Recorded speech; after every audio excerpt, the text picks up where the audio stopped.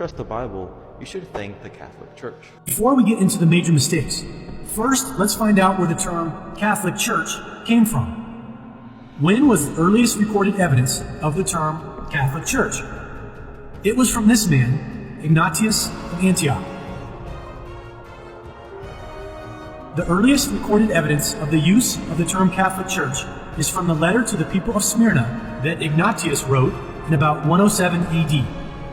This is what he wrote: "Wherever the bishop shall appear, there let the multitude of the people also be, even as, wherever Jesus Christ is, there is the Catholic Church."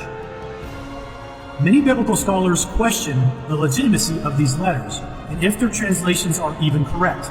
But for this video, we will accept them as truth. Now, many of us know that the last book of the Bible was finished around 90 to 95 AD. So all the books of the Bible were finished before the term Catholic Church was even invented or mentioned. Please remember those dates. Books of the Bible finished around 95 AD. The term Catholic Church, 107 AD. And the Roman Catholic Church wasn't officially formed until the year 325 AD at the Council of Nicaea by the Roman Emperor Constantine.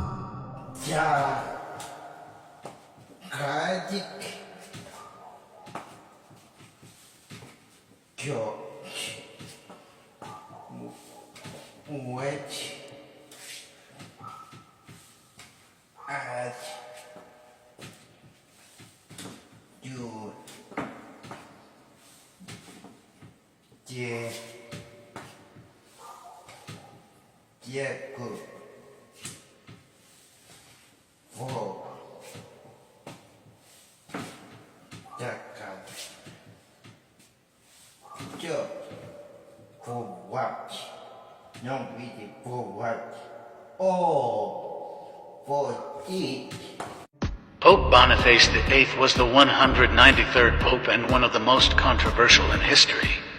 During his time in power, Boniface committed some of the most absurd and unforgivable acts in the Church's history. One of the more controversial acts that Pope Boniface VIII performed was the issuance of Unum Sanctum. Released in November of 1302, it was a response from the Pope during his long-standing battle with the King of France. It essentially declared that the Pope acted on the authority of God, and that the Pope was the supreme ruler. He believed that everyone should bow to him. He also proclaimed that all Christians must pay taxes to the Pope and that anyone who disagreed could be excommunicated, an infamous incident associated with Boniface was his ruthless treatment of the Colonna family. The Colonna were powerful Italian nobles and opponents of the papacy, and Boniface ordered them to be tortured and imprisoned. He took their land by force and then gave it to his loved ones. He even threatened to excommunicate anyone who showed mercy to them. Pope Boniface VIII was also known for his excommunication of the King of France, Philip IV the Fair. In 1303, the king sent men to Rome to abduct him. They held him for 3 days and severely beat him. This 3-day ordeal took a toll and contributed to his death just a few weeks later. He was laid to rest in the Vatican. Dark Side of the Catholic Church Part 2. Pope Stephen VI did not have a great relationship with his predecessor, Pope Formosus. When Stephen came to power, Formosus had already been dead for 7 months, but having his enemy 6 feet under was not enough punishment for the new pope. Stephen had Formosus' body exhumed, dressed in papal robes, and put on trial. Stephen charged him with heresy, and a deacon was assigned to speak on behalf of His Ex-Holiness, who exercised his celestial right to remain silent throughout the proceedings. When clearly leading questions were asked, such as, "Why did you usurp the papacy?" Formosus' counsel really let down his client by confessing, "Because I was evil." After the trial, Stephen ordered that the corpse be stripped of its robes and retroactively deprived of its popish title. The 3 fingers Formosus had used to bless people were cut off. His corpse was dragged through the streets of Rome and reburied in a common grave. A short time later, the body was dug up again and thrown into the river Tiber and was eventually recovered by a monk. The obscenity of digging up a rotting corpse and mutilating it after a ridiculous show trial was a bit much even by 9th century Roman standards. Within a few months of the cadaver synod, Stephen was deposed and tossed in jail. His successor, Romanus, reversed all of Stephen's decrees, restored Formosus to his rightful place, and celebrated his success by having Stephen strangled. Dark Side of the Catholic Church Part 3. For over 200 years, Ireland had a dark history of turning fallen women into slaves. Magdalen laundries, named for the biblical figure Mary Magdalene, had inmates imported from psychiatric institutions, jails, women with special needs, victims of grape and SA, pregnant teenagers, and flirtatious women. Initially, a majority of women entered the institutions voluntarily and served out multi-year terms in which they learned a respectable profession. But over time, the institutions became more like prisons. Though the institutions were run by Catholic orders, they were supported by the Irish government, which funneled money toward the system in exchange for laundry services. Nuns ruled the laundries with impunity, sometimes beating inmates and enforcing strict rules of silence. "You didn't know when the next beating was going to come," said survivor Mary Smith. Smith was incarcerated in the Sunday's Well Laundry in Cork after being raped. Nuns told her it was in case she got pregnant. She was forced to cut her hair and change her name. Nuns regularly beat her for minor infractions. Some pregnant women were transferred to homes for unwed mothers, where they bore and temporarily lived with their babies. Babies were usually taken from their mothers and handed over to other families. In one of the most notorious homes, the Bon Secours Mother and Baby Home in Tuam, scores of babies died. In 2014, remains of at least 796 babies were found in a septic tank in the home's yard. Estimates of the number of women who went through Irish Magdalene laundries vary, and most religious orders have refused to provide archival information for investigators and historians. Then in 1992, the Sisters of Our Lady of Charity decided to sell some of its land. They applied to have 133 bodies moved from unmarked graves on the property, but the remains of 155 people were found. When journalists learned that only 75 death certificates existed, startled community members cried out for more information. Suddenly, women began to testify about their experiences at the institutions and to pressure the Irish government to hold the Catholic Church accountable and to pursue cases with the United Nations for human rights violations. As the Catholic Church remained silent, the Irish government released a report that acknowledged extensive government involvement in the laundries and the deep cruelty of the institutions. In 2013, Ireland's president apologized to the Magdalene women and announced a compensation fund. Due in part to the uproar surrounding the discovery of the mass grave, the last Magdalene laundry finally closed in 1996. Dark Side of the Catholic Church Part 4. The first Prime Minister of Canada, John Macdonald, said that in order for Indian residential schools to be successful, the indigenous children must be removed from their parents. In 1883, he stated, "When the school is on the reserve, the child lives with its parents, who are savages." He said that they should spend their childhoods in schools where they will acquire the habits and modes of thought of white men. Before long, about 150 schools run by Catholic, Anglican, United, and Presbyterian churches opened across Canada in partnership with the federal government. Their aim was to eliminate the children's indigenous knowledge and identity altogether.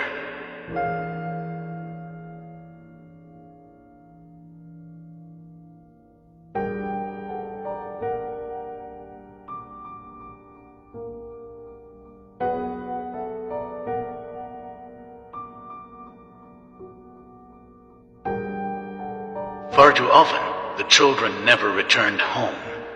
Those who survived the ordeal often describe a terrifying atmosphere of violence and abuse at the hands of priests, nuns, and other staff members at the schools.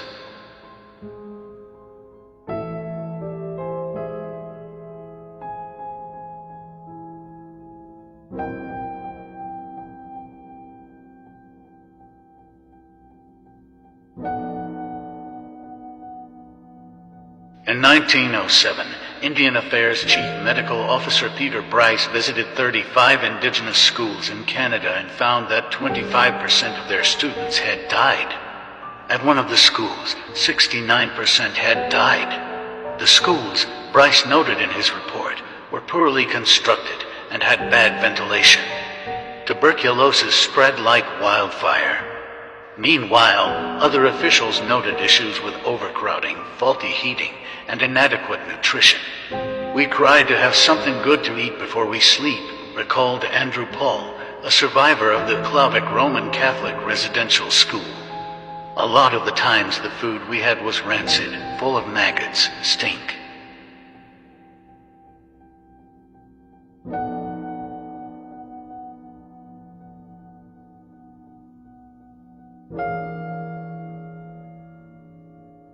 But on a number of occasions, survivors witnessed death firsthand.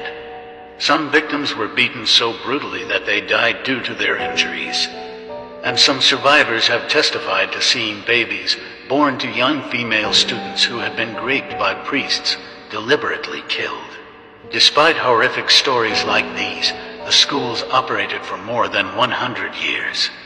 The last Indian residential school in Canada didn't close until 1996. Dark Side of the Catholic Church, Part 5. Pope Julius III was a career diplomat and head of the Papal States from 1550 until his death 5 years later. At this time, the Church was already notoriously corrupt, and he much preferred to spend his time in the pursuit of pleasure. In his case, that meant devoting himself to young boys. Once on the papal throne, Julius exhibited little interest in papal affairs. Instead, he looted the church treasury to renovate his mansion in Rome, splurging on the best, including Michelangelo, to transform his residence into a magnificent palace. However, that was not the most scandalous thing about his pontificate. That distinction goes to his proclivity for young boys. His greatest controversy, the Innocenzo scandal, named after a 13-year-old beggar with whom Julius fell passionately in love. He had the street urchin adopted into his family, then made the uncouth and barely literate Innocenzo a cardinal and showered him with church offices and benefits. It was an open secret that they shared a bed. Julius ignored all advice that his unseemly passion for the teenager opened him to ridicule. Innocenzo was not the first teenage lover made cardinal by Julius. That distinction went to a 16-year-old whom Julius made a cardinal as a reward for his bravery, because he did not cry after he was bitten by one of the Pope's pet monkeys. Dark Side of the Catholic Church, Part 6. 15th century, Pope Alexander VI did everything from selling church offices to hiring 50 prostitutes in one night to secure his place as one of history's most corrupt popes. From the start, the young man born Rodrigo Borgia bribed his way to the top and used his position to enrich his friends and family. The infamous Borgias were Spanish nobles who attained power and wealth in Spain and across the Italian peninsula during the Renaissance. Back then, it was common for high-ranking men of the cloth to have mistresses. Rodrigo Borgia had two famous mistresses, Banaza de Catane and Julia Farnese, both married noblewomen. He fathered 7 children between them. He appointed 10 of his relatives to the College of Cardinals, including his 18-year-old son Cesare and the younger brother of his mistress, Alessandro Farnese, who later became Pope himself. He endowed his closest allies with fiefdoms across the Papal States and often practiced simony, the sin of selling church offices. Alexander enjoyed a lavish lifestyle filled with expensive ceremonies. In 1501, Alexander and his son, Cesare, held what's become known as the Banquet of Chestnuts. It was reportedly an all-night orgy that involved the services of 50 prostitutes. Papal Master of Ceremonies, Johann Burchard wrote in his diary that the Pope and his family gleefully threw chestnuts on the floor, forcing the naked women to grovel around their feet like swine. They then offered prizes of fine clothes and jewelry for the man who could fornicate with the most women. Burchard states, rapes and acts of incest are countless. Pope Alexander VI died in 1503 after a mysterious disease caused his body to bloat and become discolored. Numerous ambassadors who attended Alexander's funeral commented upon how awful his body looked. They described him as entirely black and as black as the devil with the numerous candles and torches surrounding him in the Roman summer heat, only making it worse. Julius II, who succeeded Alexander, famously said, "I will not live in the same rooms as the Borgias lived." He desecrated the Holy Church as none before, indeed. The Borgias' apartments remained sealed until the 19th century, more than 300 years after their misdeeds. Dark Side of the Catholic Church, Part 7. John Wycliffe was a famous English theologian and vocal critic of the Church. The Church hated him so much that even after he passed away, they exhumed his corpse and burned it many years after he died. Among Wycliffe's many criticisms was a belief the Church should give up its worldly possessions and that the Scriptures are the only reliable guide, not self-serving popes. He said that there was no scriptural justification for the papacy's existence and attacked the riches and power that popes and the Church as a whole had acquired. He also believed that Christians should learn the faith for themselves, that Scripture needed to be translated into their own languages. His most important achievement was the first complete English translation of the Bible, issued from 1382. In 1384, Wycliffe suffered from a stroke and passed away, but in the year 1415, he was condemned as a heretic by the Council of Constance. Then in the spring of 1428, a group of churchmen dug up the bones of Wycliffe and burned them. This grisly enterprise was carried out at the instruction of Pope Martin V. The Pope also ordered that all his books be burned. His ashes were thrown in the River Swift.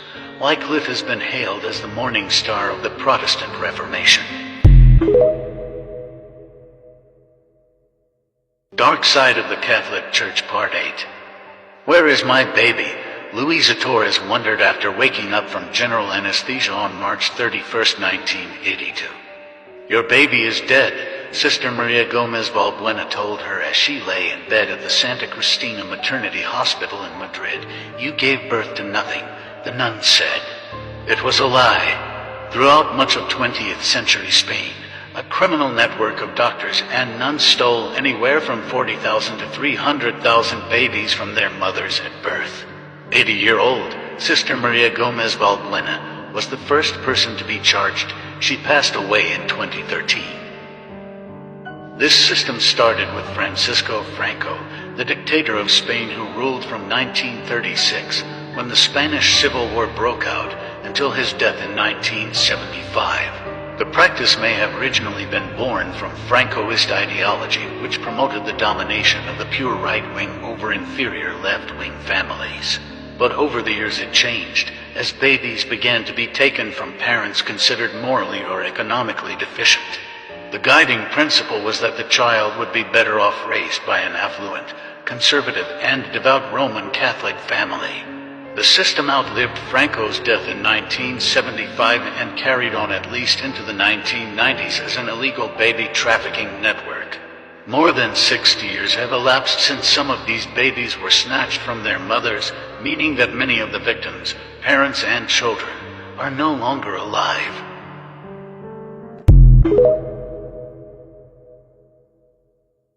Dark Side of the Catholic Church, Part 9.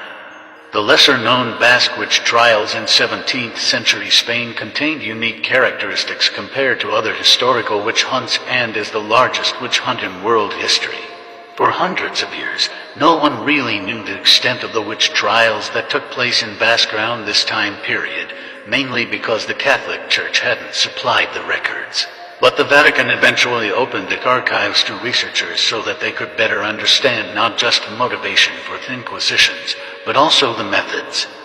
It was at this point that the sheer scope of the Inquisitions first became known. Witch trials were not new in Europe, where they'd been occurring sporadically since the 1400s, but between 1609 and 1614, up to 7,000 people were accused of witchcraft in Basque. One common theme in the Basque witch trials was the accusation that witches engaged in night flights or gatherings. Accused witches were often said to have flown on broomsticks or animal familiars to attend meetings with the devil. This theme is shared with other witch trials, but was particularly prevalent in the Basque trials. One poor woman, Inessa Gaxon, had to go through witch trials twice. She was first accused of witchcraft in France. She was tortured and imprisoned. Eventually, she was pardoned by the Catholic Church, but was left disabled due to her imprisonment. Inessa then moved to Basque, where she was accused of witchcraft again. Her independent nature and clear physical handicap made her easily stand out. During this time, at least 2,000 people were tortured and 11 died. 6 were burned at the stake. Officials made sure to burn symbolic effigies of the ones who died in jail. To put it in perspective, although roughly 20 people were executed during the Salem witch trials, only about 200 people were investigated. And while Salem mostly targeted women, the Basque trials were equal opportunity. Aristocrats, men, clerics, and children were among the accused. Local authorities even called in the Spanish Inquisition for help with their witch hunts. In 1611, an inquisitor named Alonso Salazar Frias traveled through the Basque countryside in order to collect confessions and pardon witches who renounced evil. But he was skeptical, as he had seen no solid evidence of witchcraft while there. When the majority of the confessed retracted their statements, the matter was sent on to the Inquisitor General. He, in turn, ruled in 1614 that all cases be dismissed, bringing an end to the biggest witch trial in history. Dark Side of the Catholic Church, Part 10. After the end of World War II, thousands of children were sent to Australia as part of a child migration program. The children, aged between 3 and 14, were poor or orphaned. Catholic organizations told these children that in Australia they would all have better lives. There were two main purposes for this program: to ease the population of orphanages in the UK and to boost the population of the colonies. In 1946, Laurie Humphreys, a 13-year-old boy living in an orphanage in Southampton, was sent to Australia along with hundreds of other children. He was classified as a war orphan and given to understand that his father was dead, even though he was very much alive. They were taken to Boys Town, a home for youngsters at Bindoon, a Catholic institution. The boys were immediately made to work hard labor, and no one was taught to read or write. Then there was the horrific abuse. The priests walked around with thick 18-inch leather straps hanging from their black outfits. At every opportunity, the children were brutally hit on the backside, body, or on the soles of their feet. Laurie stated, "Like most of the boys, I would try to keep clear of Father Eugene, the creepy Catholic priest in charge of the place. He had a weird way of talking to you, and took a keen interest in whether us boys kept our private parts clean. Being one of the older boys, I managed to steer clear of the sexual abuse, but we were all aware that it went on." Perhaps the most hated figure at the institution was Brother Kearney, a big Irishman who arrived in 1948 to teach us a trade. He liked to prod us with a walking stick, and was one of the cruelest people I've ever met. He could turn on the charm when dealing with government officials, and was even given an MBE. When he died, they put up a statue of him at Boys Town, and one night it was decapitated, which tells you how much he was loathed. Clifford Walsh was 9 years old when he arrived in Bindoon Boys Town.